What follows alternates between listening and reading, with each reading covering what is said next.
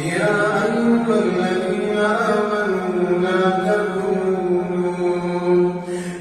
تكونوا كالذين آذوا موسى فبرأه الله مما قالوا وكان عند الله وجيها.